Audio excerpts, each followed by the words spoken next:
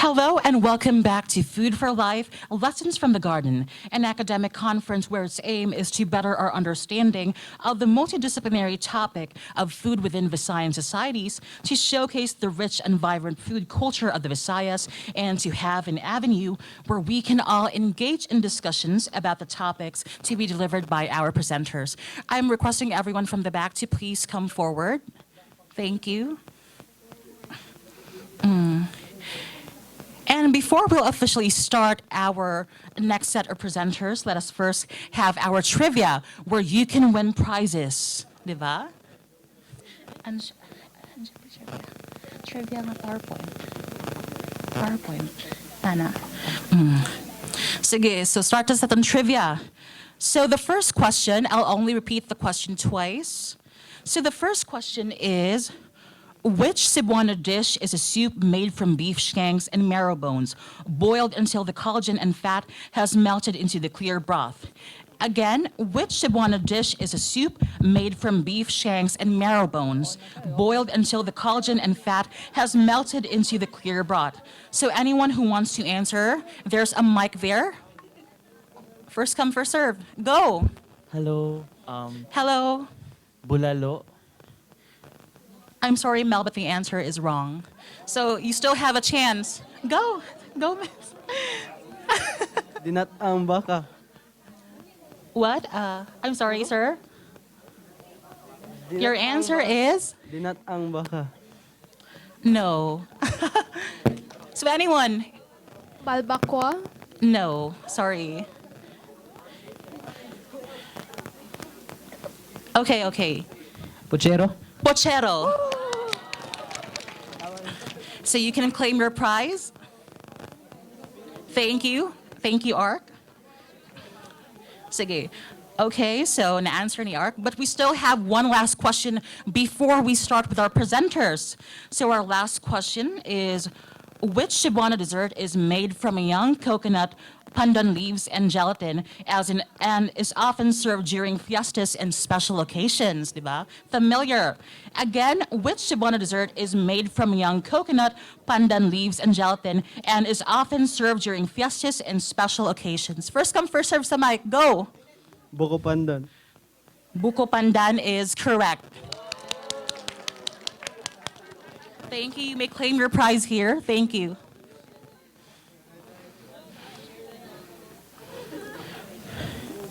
Okay, congratulations to our trivia winners.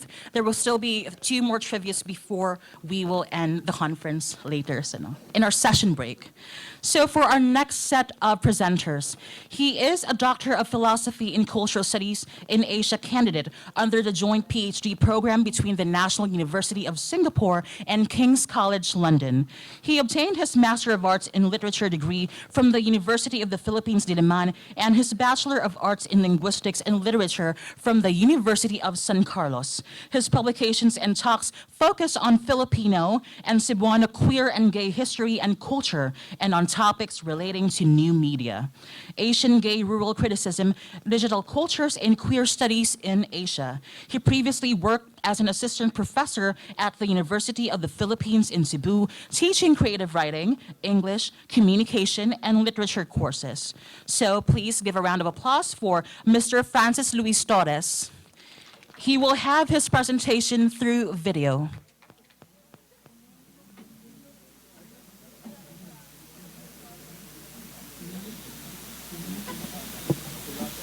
So, good day, everyone. Before I begin, I would like to thank the Cebuano Study Center and the event organizers for inviting me to present my paper, Cooking is Writing, the teaching of process-oriented writing in the reading and writing subject.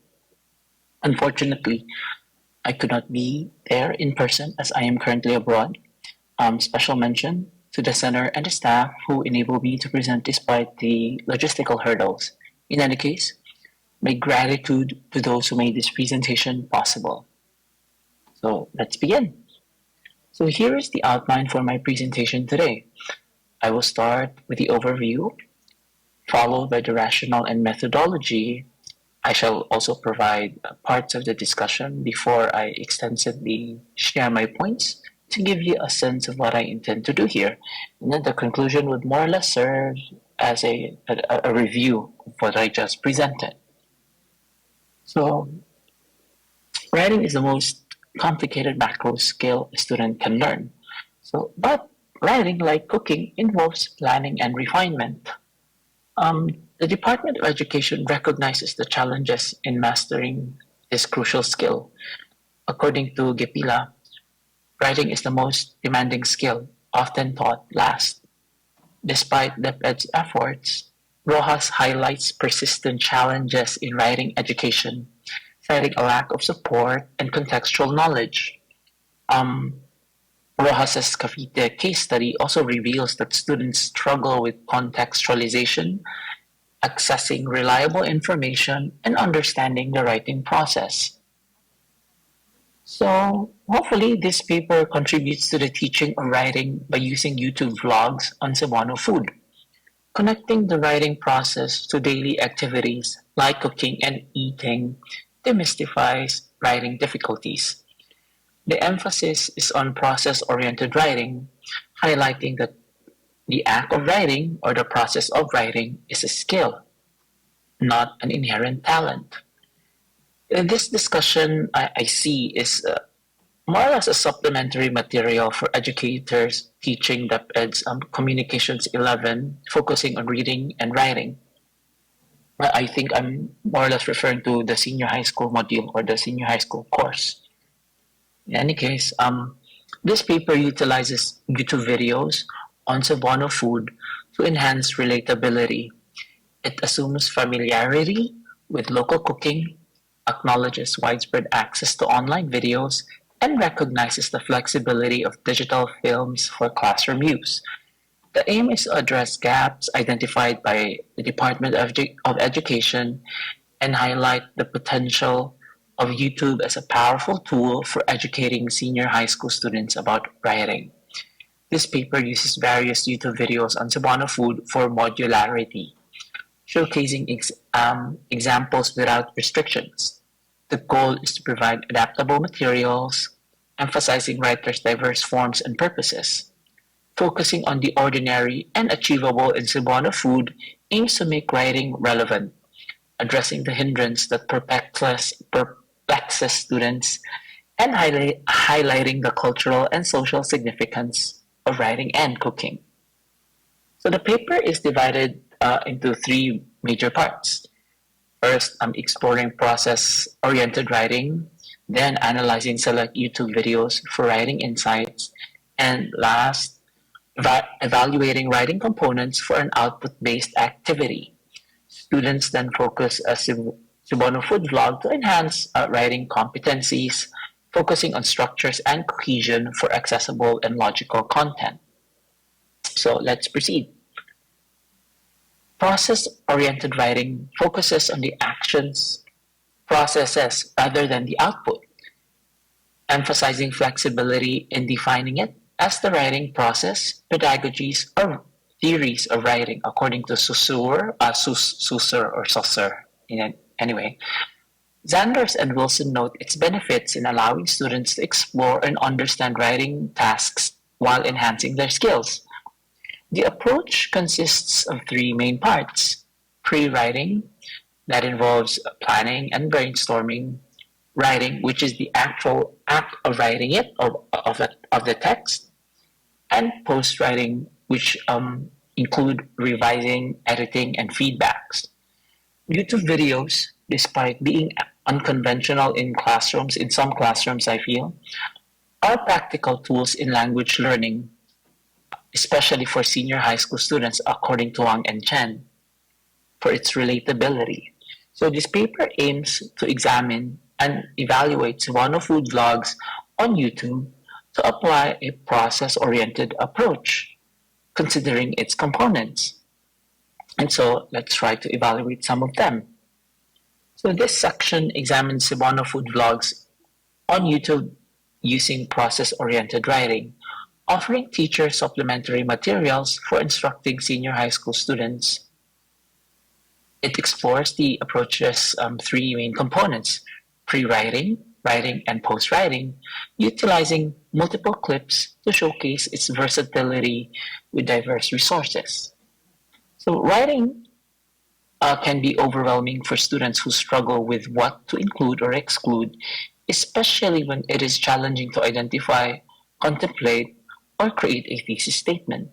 To address this, the analogy of cooking process, familiar to some students, is to untangle the ambiguity surrounding writing. So the pre-writing stage, analogous to a mise en place in cooking, involves brainstorming, organizing, and planning. Teachers should provide ample time and resources for students to conduct the stage, recognizing that different learners approach it differently. Teachers may require an outline from students, including a thesis statement, topic sentences, and a conclusion. So the thesis statement is crucial as it anchors the entire pursuit or the entire writing pursuit or the writing text.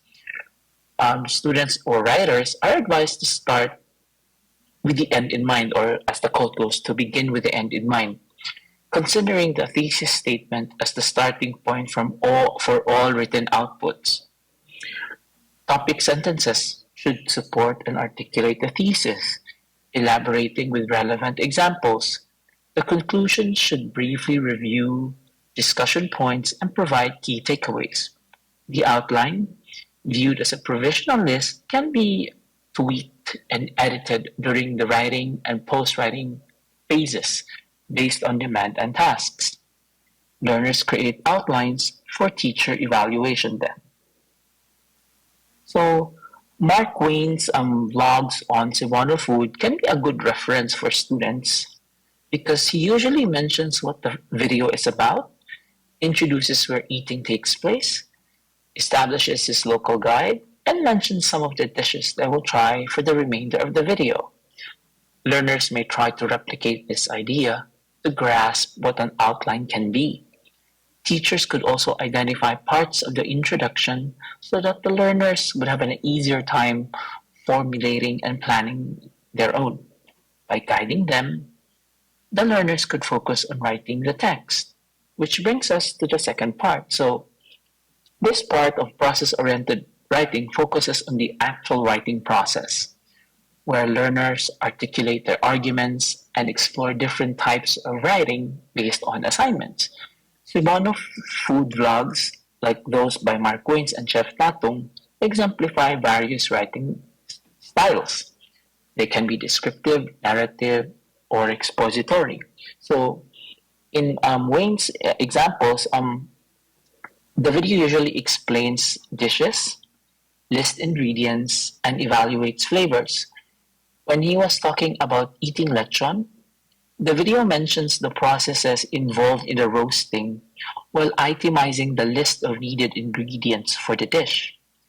After it has been cooked, Wayne showcases the food to his audiences online.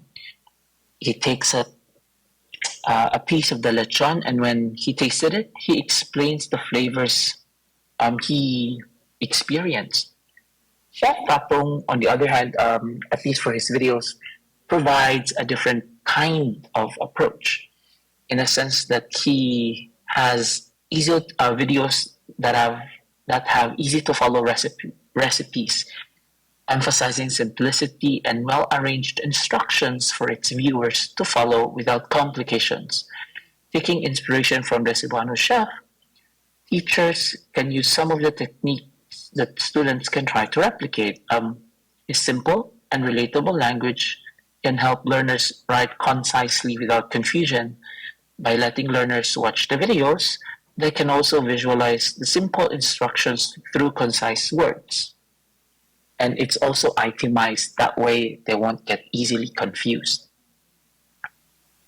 So teachers can integrate interventions then on grammatical structures during the writing process, vocabulary use, and cohesion, helping learners develop a holistic understanding of writing because sometimes the pedagogy focuses too much on the writing process or like the actual act of writing, particularly, punctuation, grammar, spelling, that the overall cohesion of a text may be neglected during the evaluation. So teachers could intervene and help students achieve this cohesive narrative, so to speak.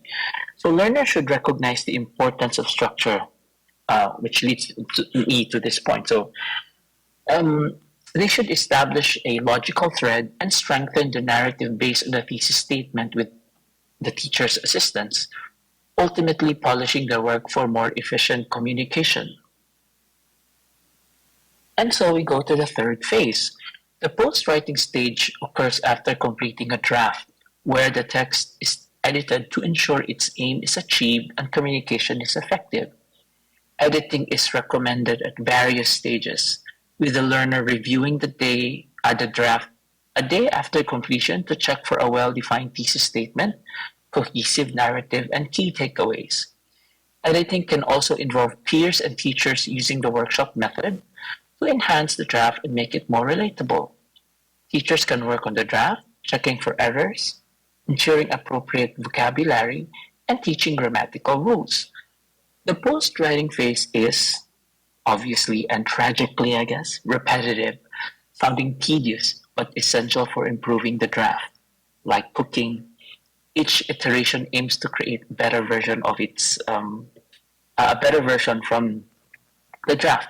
So improving writing takes time, but with proper support, learners can engage in daily writing without fear, ensuring more relevant and responsive learning. And so we go to what could be an activity for students. So to teach process-oriented writing, um, students can watch a Cebuano food vlog, and the teachers could assign them to write a script or create their own vlogs, focusing on budget-friendly food options around the school. So the teachers should emphasize a guiding rubric and prompt students with relevant questions during the planning stage. So on the screen are some guide questions for students to follow. Say for instance, when they try to create a vlog and then create this rubric, you can have questions like, how much should each meal be? What do they mean by budget friendly here? Are learners allowed to feature one kind of food in different locations or one place with different types of food? How and who will they decide how good the food is? So like, it's like, is it good? Is it flavorful? Like, what kind of rubrics would they employ when they create this rubric?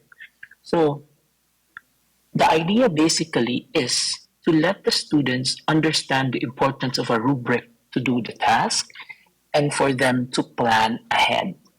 That way they won't get lost as they go through the process of writing and preparing the script and for the blog itself. So after finalizing their plan, students can create an outline detailing the featured dishes. The teachers and peers will assess its clarity, cohesion, and conciseness. In the writing phase, students delve into the details of each dish using questions to draft the script. Again, some guide questions are presented on the screen so students and perhaps I believe also teachers know what to write on the script. So say for instance, what theme or themes will be explored in the entire video? Will the script be just about describing food or will there be also be comments about the food? Should the video focus on how to make the food? Will students showcase how the dish is made from scratch? So is a particular dish excellent or bad? What categories may be explored to determine these points? Will there only be one person on screen or will others join and share their thoughts? So again, these questions guide video content.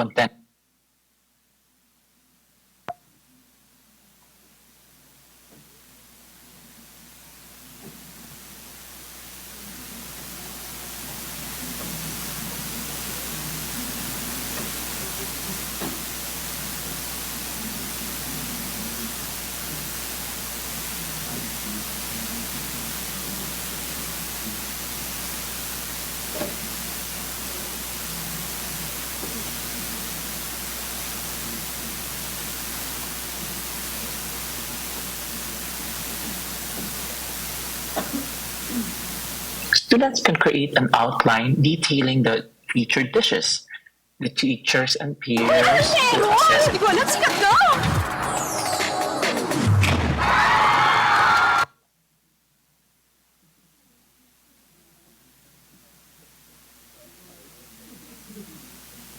clarity, cohesion, and conciseness.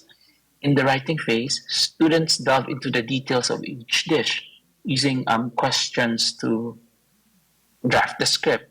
Again, some guide questions are presented on the screen so students and perhaps I believe also teachers know what to write on the script. So, say for instance, what theme or themes will be explored in the entire video? Will the script be just about describing food, or will there be or also be comments about the food?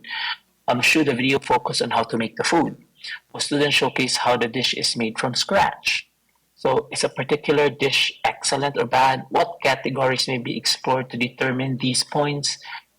Will there only be one person on screen, or will others join and share their thoughts? So, again, these questions guide video content and script writing. Teachers can, as always, provide feedback for integrity, and students can research beforehand for a quicker, smoother script or vlog shoot. And then finally, in the post-writing phase, learners comment on rubric adherence in the vlog and address additional questions to enhance the work. So here are some, again, guide questions on the screen. So, did the initial intent of the script materialize in the video? How did the students transition from one place to another? Is the conclusion clear and understandable? Does the entire video establish a logical narrative? So again, refine and reassess questions to ensure the script or vlog maintains cohesion, conciseness, and compelling writing.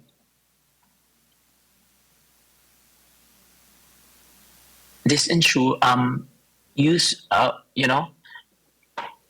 there are many rubrics that are present. You can use the EDS rubric for assessing written outputs to adhere to public education standards. Consider also consulting Glee study for improved marking methods. And because ultimately this ensures, students learn and assess, and students learning are assessed based on national benchmarks, fostering holistic and responsive education. And so, to review and to conclude, the presentation hopes to supplement existing efforts by teachers to effectively educate learners about writing, which is the most difficult to master and teach. By making writing more accessible and less intimidating, it aims to integrate process-oriented writing by analyzing Cebuano food vlogs on YouTube. The focus includes understanding process-oriented writing, examining how food vlogs assign with its three main parts, and guiding students in applying these steps through script writing for a vlog or for a food vlog. So the module targets reading, writing, and thinking competencies, encouraging students to create a cohesive vlog about Cebuano food, while addressing writing-related skills such as narration, description, and evaluation. So I hope you learned something from my presentation. And daghang salamat and have a great day. Thank you very much.